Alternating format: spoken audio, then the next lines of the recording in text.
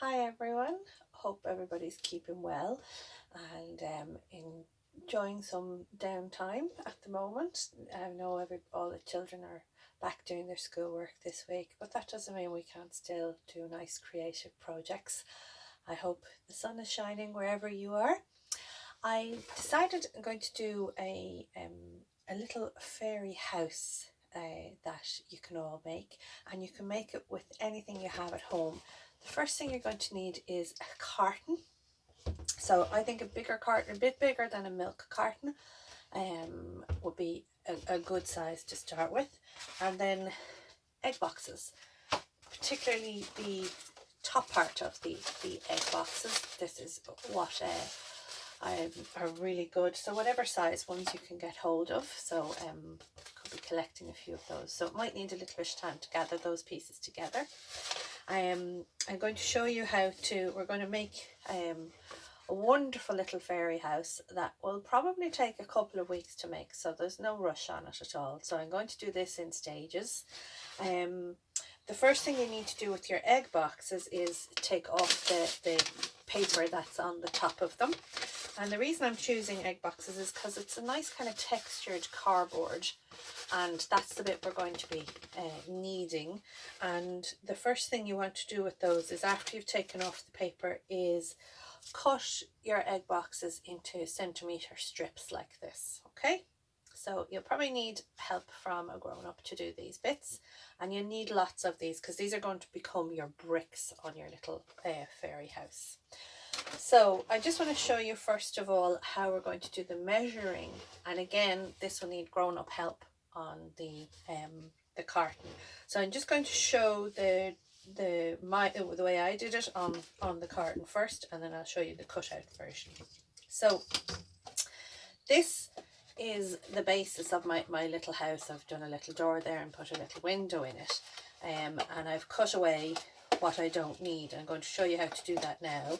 So just to give you a bit of an idea as to how that is going to end up, that kind of a shape, and we're going to put a roof on top of it with tiles on our roof, and we'll have stonework all over this, so it'll be all painted up and look really, really fabulous by the time we've finished it. But for the first part, you're going to need how to cut out the basic house shape. And I like it with the roof at a different angle, that it's longer one side and shorter the other, but it's up to yourself, whatever you do. So the first thing I did was, with my carton, I measured in from the top edge, I measured in 3.5 centimeters and 3.5 centimeters and marked that with an X. And I did exactly the same on the opposite, so that the point of my roof will be the same. So the roof will be pointy that way, and the same on the back, because it's very easy to turn around on the back and do it on the wrong side, and then you'll have one half your roof over here and one half your roof over here. So decide you want a long side of a wall and a shorter side of a wall. So if I get that point where I made the first mark, and I'm going to put my ruler down right on it and draw a line down to the side of the box like that. So that's one side slant of the roof. And then I'm going to do it on the other side, maybe come down.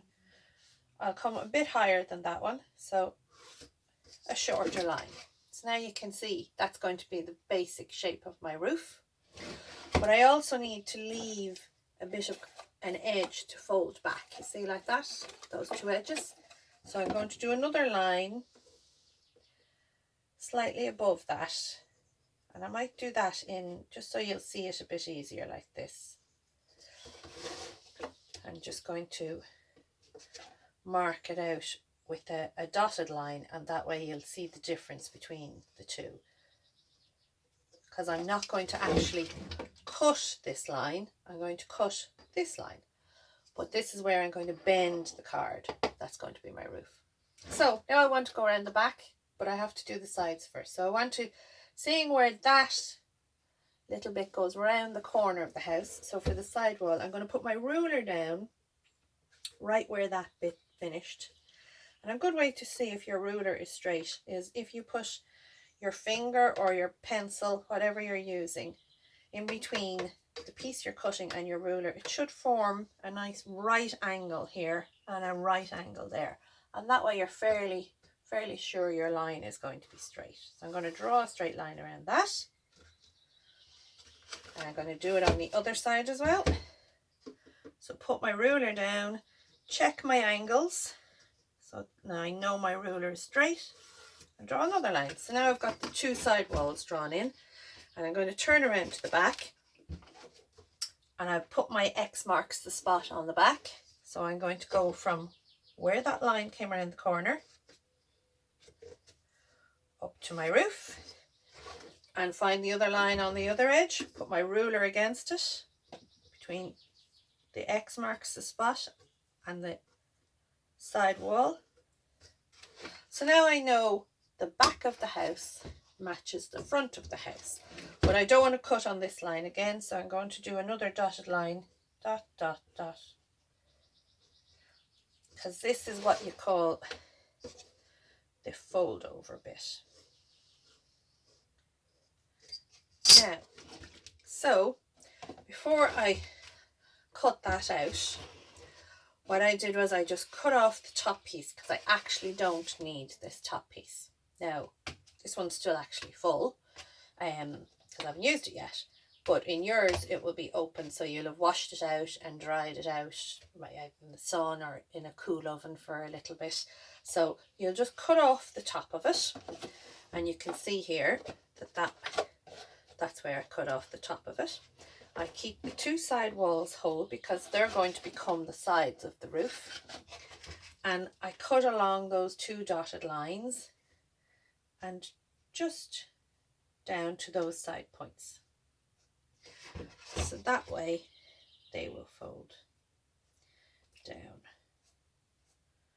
So that's a bit of tricky cutting, and that's why a grown-up is needed to help you with that. So when you get to those stages, I put a cut in the top and fold over those two pieces so I can stick them down like that. And I folded over the other side, tuck them in at the edges on an envelope, and then I can glue those all in place. So I would probably glue them down hard first so that the edges are all matching up together. Okay, that's what I'm going to do. For the door, just drew a square for the window and cut that out again. You need a grown-up pair of hands for that. And for the door, I drew my door on first, but just down one side I did a dotted line, and I didn't cut that. So I cut along the bottom, up one side and over the top, but I left that on so that we can open and close our door. And we'll put a little handle in that, and maybe we'll do a little feature on that afterwards. But what's going to take a bit of time for you now for the next bit is making all your bricks. So as I said, you get your strips of egg box like this, and if you hold it in between your fingers, your thumbs, and rather than tearing it, just bend it back and forth a bit like that, and then very slowly pull it apart. What happens is you kind of get a nice even tear, and don't worry about getting all of these the right size, it doesn't matter. So they're going to be staggered like little bricks anyway, so once we can just make a whole bundle of them, so back and forth, bend it a little bit, and then holding it between your two fingers, start to pull it from the top down, and it just kind of tears easily. So we need shorter bricks and we need longer bricks, so some longer ones, some wee shorter ones. And as I said, it's going to take a bit of time for us to do that. I'll stick this roof later, but I just want to show you how we're going to be doing the bricks. It'll take you a good bit of time to make all your bricks up together, so don't rush that part, and you'll need a big bundle of them to start with. So we'll go at it bit by bit, but I'm going to demonstrate just a little bit here. I'm going to put some glue along the bottom. That's a good idea to start on a side or a back of the house so that you get used to being a fairy bricklayer first before we get round to the front. So my first layer, I pop on the bricks, just leave a tiny little gap between them. And don't worry about the writing that's on the inside of the egg boxes, because this is all going to be painted over and we'll have it looking fabulous. You won't even know that. You'll think they were real miniature little bricks by the time we're finished, because I'm going to do a little special effect on them. So I've stuck on the first 4 bricks there. The next layer of bricks you stick at a different place to the ones you just did. It's called, that's a brickwork effect. If you go outside and look at a brick wall, they aren't all in straight lines. They're stepped in and out and in and out, okay? It's called raked. So the next layer I want to stick on, can you see that there clearly? The next one I'm going to stick on, I'm going to come in a little bit. Or what I could have done was start with the very short little brick first. So I do a half a brick and then a full brick. And then I can go again with another full brick. And what happens here is there's going to be 2 bricks. There's going to be a join above the middle of this brick. So they're staggered, okay? I'll just show you the next one. We'll have one more. I'm going to need another half. So we're still going to use 4 bricks in this line, but we're going to use a half on either end. Find another little half piece. So you can see why you need to make different size of bricks.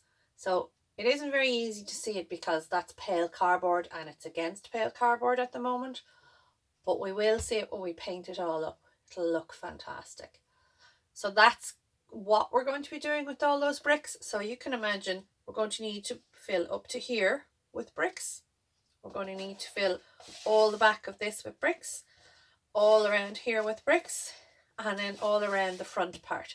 We'll do a nice little wooden door on it as well. So if mommy or daddy are out in the garage getting petrol or anything like that, and there's some of these little sticks that you get for stirring your coffee, these little ones, the one I'm using on the glue actually, these things, 2 or 3 of those will be enough to do the door, or a little few. I'm sure they won't mind you taking just a little couple to bring home, and we'll be using that for your fairy door.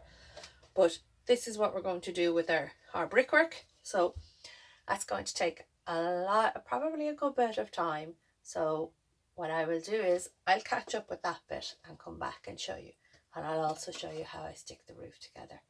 So get collecting your cartons, get collecting egg boxes. Maybe you could ask anybody if they have them near you, but they might leave them out at their garden gate for you. You can go and collect them and make your big pile of bricks first. And that's all you need for now. And we'll continue on in the next video. Well, take care. Bye-bye.